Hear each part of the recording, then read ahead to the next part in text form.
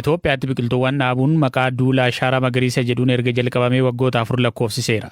Yaada muummee ministeera Abiy Ahmediin waggoota 4 dura eegalame kanaan waggoota 4 kana keessatti biqiltuuwwan biliyoona 20 dhaabuuf karoorfame.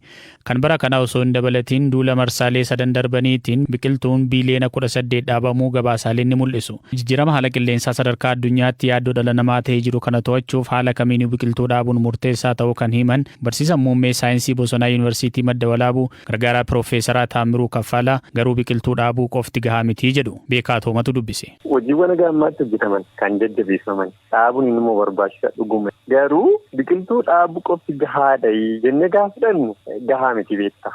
Akkamitti dhaabbachaa jira? Dhuguma kan dhaabbate kun haga jedhame sanaayi. Kan dhaabbame sun immoo kunuunfamaa jira kan jedhu gaafii keenya hundaati jedhee yaada. Sosochiin biqiltuu uummanni akka dhaabu godhamu kun sinima barbaachisa. Garuu maal ta'uu qaba? Of eeggannoo guddaan godhamuu qabu. Namoonni dhaabaa jiran sun political implication yookiin immoo daldala siyaasaaf jedhanii kan dhaaban yoo ta'e, hubannoo osoo hin qabaatiin kan dhaaban yoo ta'e, akkamitti akka dhaabbachuu qabu, kunuunsa barbaachisuu fi biqiltuun sun argachuu qabu, odoo hin beekin dhaqanii kan dhaaban yoo ta'e garuu faayidaa isaarra miidhaa isaatu caala jechuudha. Hojiin isaan jalqaban sun yoo bu'aa buusuu fi baate maal gochuudha? Fuulduraaf illee waan sana itti deemee hojjechuuf uummanni rakkataa jechuudha. Duula waggaa arfan kana godhameen wanti akka bu'aatti ka'uu malu yookiin immoo gara fuulduraatti illee bu'aa akkanaa buusuu danda'a jedhamee wanti yaadamu maayin? Faayidaan bosona sanaa ammatti kanarraa arganne jennee tilmaamuuf xiqqoo nama rakkisu illee. Biqiltuu san dhaabuuf fakkeenyaaf hojiin kunuunsa biyyoo bishaanii hojjetameera jedhee yaada iddoo garaagaraatti. Biqiloonni kana dura badan fakkeenyaaf margallee ta'uu danda'a suutan irratti biqilaa deemu. Inni sun gaafa biqilaa deemu biqiloonni gurguddaan iddoo qabataa deemu jechuudha. Duulli amma deemaa jiru kuni bu'a qabeessa akka ta'u ija ogummaatiin kuni osoo sirrate kuni osoo itti dabalame irra caala gaarii ta'aa ture silaa wanti jettu maayini? Dhuguma amma tattaaffiin jalqaban kun kan jajjabeeffaman haa ta'u garuu gaaffiiwwan garaagaraa jiraachuu danda'u. Fakkeenyaaf amma waggaa tokko keessatti biqiltuu biliyoona 4 dhaabbateera jedhame miti. Haa dhaabbatu baay'ee nu barbaachisa. Hojii jajjabeeffamuu qabu. Garuu amma raayit taayim amma sa'aatii kanatti biqiltoota bara darbe keessatti yookiin immoo waggaa arfan dhaabbatan kana walitti idaanii biliyoona 15 yoo ta'u jennee biqiltuun biliyoona 15 kun jiru yookiin immoo haalli isaan amma irratti argaman maali jennee otoo wal gaafanne iddoo tokkotti sadarkaa babbareedaa kan jiraachuu.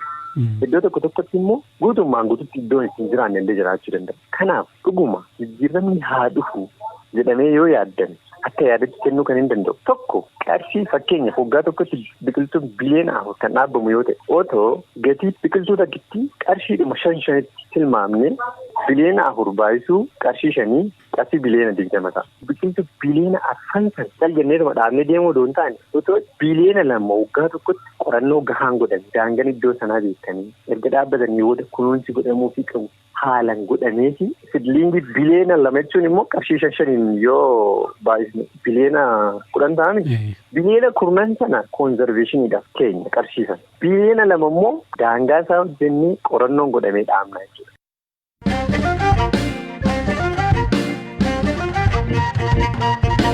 Naannoo Amaaraa godina Shawaa Kaabaatti aanaan aangoo laalaa fi xarraa jedhamu naannoo Oromiyaa aanaa Qimbibiitti wajjin wal daangeessa. Aanaa ollaa kana keessa hawaasni hedduu afaan Oromoo waan dubbataniif yeroo dheeraadhaaf mirga afaan dhalootatiin barachuu gaafachaa turanii bara bulchiinsa obbo Lammaa Magarsaa naannoo Amaaraa keessatti manneen barnoota 20 ta'an akka banamuuf naannoo Amaaraa wajjin walii galamee ture. Har'a garuu manneen barnootaa kun cufamanii hawaasa fi barsiisota biraa komiin ka'aa jira. Manneen barnootaa kun akka cufamaniif sababni maali? Hirphaa Gammachuu waan qixeesse qaba. Maatiin isaa aanaa aangoo laalaa fi xarraa keessa akka jiran kan himanii Obbo Shimallis jalqaba bara 1990moota erga gara naannoo Amaaraa jalatti hammatamanii barnoota kan argatan afaan Amaaraatiin qofa akka ta'e himu. Jiraataa naannichaa biraan maqaan isaanii akka hin eeramne BBC gaafatan akka jedhanitti manneen barnootaa afaan Oromootiin akka banamaniif sababa kan ta'e gaaffii uummataa dhiibbaa uumaa dhufedha jedhu. Yeroo sana naannoo Oromiyaa kan bulchaa turan obbo Lammaa Magarsaa obbo Gadduu wajjiniin dubbachuun aanaa naannoo Amaaraa kana keessatti manneen barnootaa 20 ta'an afaan Oromootiin akka barsiisan ta'ee hojiin jalqabame. Waajjira barnootaa aanaa Qimbibiititti ogeessa qorannoo sirna barnootaa akka ta'an obbo Masfin Raggaasaa immoo ogeessa gara aangoo laalaa fi xarraa deemuudhaan deeggarsa gochaa turanidha.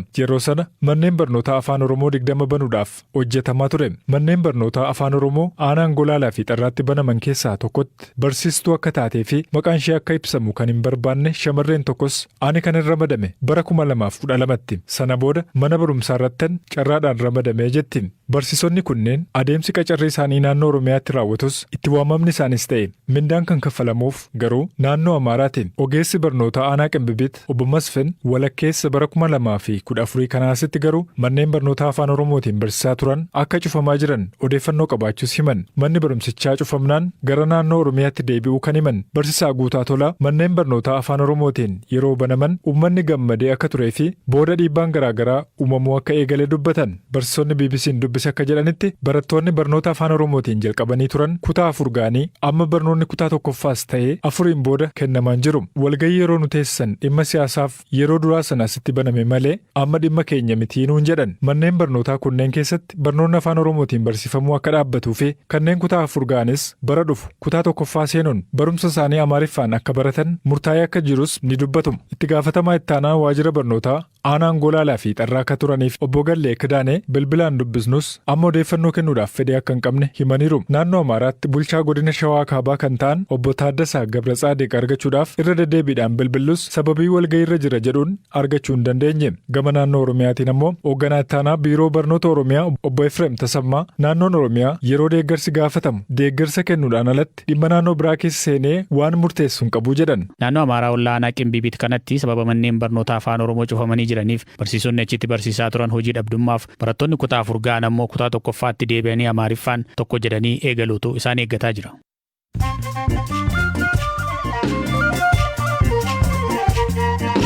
Hordoftoota keenya ammoo gidduudhaan oduu gaggabaaboon isinitti hima.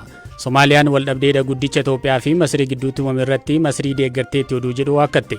Dubbiimaan pirezidaantii Somaaliyaa Abdul Qaadir Ali Kaar gaafiif deebii BBC Somaalii waliin taasisaniin pirezidaantiiwwan Masrii fi Somaaliyaa dhimma ijaarsa fi bishaan guutuu hidha guddicha Itoophiyaa irratti ejjennoo waloo ifatti fudhatanii jiru jedhaniiru. Ali Kaahir akka jedhanitti Somaaliyaan seera idil addunyaa itti fayyadama bishaan Abbayyaa hoogganu deeggarti. Yaani dubbii himaa kanaatis erga pirezidaantiin Masrii Abdul Fattah al-Siisiin pirezidaantii Somaaliyaa San Sheekh Mohammad waliin dhimma imaammataawwan gamtokkee Itoophiyaan hidha Abbayyaa irratti qabdu irratti mari'anneera jedhaniin boodadha. Afyaa'in mana maree Ameerikaa Naansi Peloosiin gara Taayiwaan deemuuf karoora qabdi oduun jedhu Chaayinaa dheekkamsiise. Hangawaan kun Taayiwaan yoo daawwatan Ameerikaan gatii guddaa baasti jechuun Chaayinaan akeekkachiiste. Peloosiin garas kan imalan yoo ta'e bara 1997 as gara Taayiwaan deemuun nama siyaasaa aangoo guddaa qaban ta'u. Chaayinaan oddola Taayiwaan akka qaama isheetti ilaalti. Taayiwaan diddee walabummaa ishee labsatti taanan Chaayinaan humna waraanaatiin akka of jala galchitu irra deddeebiin akeekkachiisaa turte. Raashiyaan buufata hawaa addunyaa keessaa ba'uun bara 2024tti buufata mataa ishee ijaaruuf akka jirtu ibsite. Ameerikaa, Raashiyaa fi biyyoonni biroo bara 1998 irraa kaasee haala milkaa'in waliin hojjetaa turan.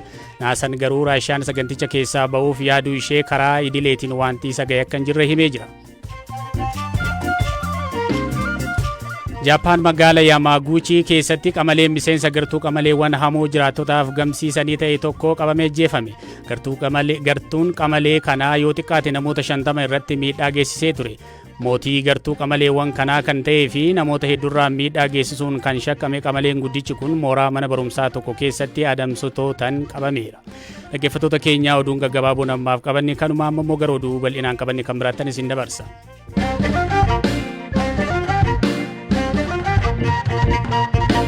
Ministeerri dhimma alaa Raashiyaa daawwannaa biyyoota Afrikaatti taasisaa jiraniin kaleessa fi har'aa Itoophiyaatti aangawoota mootummaa fi gamtaa Afrikaa waliin wal arganiiru. Daawwannaa isaanii kana ilaalchisuun ibsa miidiyaaleef kennaniin Laavrov dhimmoota qaala'insa midhaan nyaataa addunyaa raasaa jiruu fi waraana biyyi isaanii Yuukireen waliin itti jirtu kaasaniiru. Imala isaanii michuu barbaachaaf jedhame kanaan rakkoo addunyaan amma keessa jirtu kanaaf biyyoota lixaa himatu.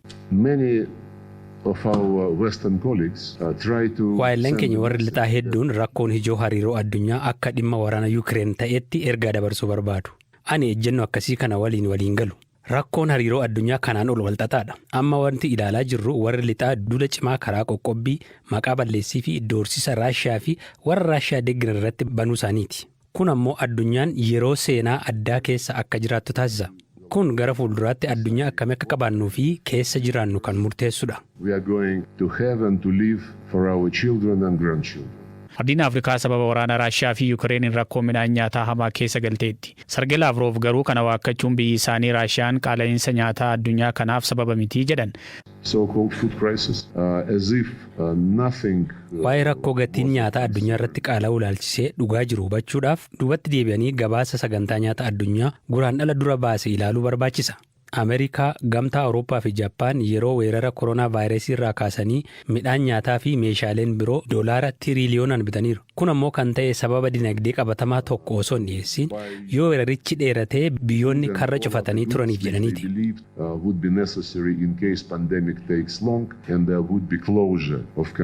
Lavrov qaala'insa midhaan nyaataa amma addunyaa mudataa jiruuf waraanni Yukireen waliin biyyi isaanii gaggeessaa jirtus gahee akka qabu hin haalle.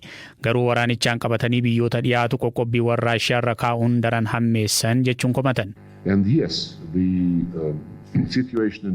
Dhugaadha, haalli Yukireen keessa jiru rakkoo gama nyaata addunyaa kanaaf sababa dabalataadha. Kuni garuu sababa opereeshinii addaa Raashiyaan gaggeessaa jirtuun kan uumame miti. Deebiin hin taane warra lixaarraa kenname kan qoqqobbii hordofsiisee midhaan nyaataa gabaa addunyaa keessa jirullee akka hin sochoone godhedha.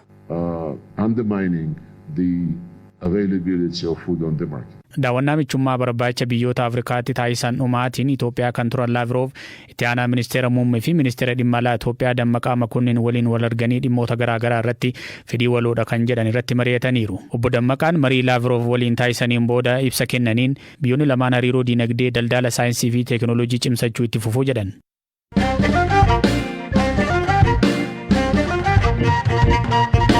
Hordoftoota keenyaa dhumarratti immoo oduu ispoortii isiniif qabna. Taphataan collee Biraaziil yeroo ammaa kilabii Faransaay Paris Saint-Germainiif taphatu Neymar maatii isaa fi aangawoota kilabii isaa duraanii Barseloonaa waliin mana murtiitti dhiyaachuuf jedhame. Taphataan kun kanaan duras dubartiin tokko dirqamaan na gudeedera jettee isa himachuun mana murtiitti deddeebi'aa ture. Kan ammoo maaliin shakkamee himatame ammayyuu taana isinitti hima. Taphataan kubbaa miilaa beekamaa lammii Biraaziil Neymar Junior mana murtiitti dhiyaachuu fi wanni itti shakkame immoo yeroo kilaba isaa Barseloonaa irraa gara Paris Saint-Germain jijjiiretti wanni raawwatee jira himannaa jedhudha. Yeroo ammaa kana kilaba Faransaay guddicha Paris Saint-Germainiif taphataa kan jiru Neymar dhimma mana murtii waggootaaf ture kanaan himannaa malaamaltummaas irratti banameera. Dhimmi Neymar kan ilaalamu onkololeessa dhufu keessa torban lamaaf yoo ta'u dorgommiin kubbaa miilaa waancaa addunyaa Qatar keessatti gaggeeffamuu osoo hin jalqabin duradha. Neymaariin alattis namoonni bebbeekamoo biroo mana murtiitti akka dhiyaatan ni eegama. Pirezidaantoonni duraanii kilaba Barseloonaa lama Joosef Maariyaa Baartoomiyoo fi Saadiyoo Roosel akkasumas maatiin Neymar haaluma wal fakkaatuun himannaan irratti banamee mana murtiitti akka dhiyaatan sabaa himaaleen Ispeen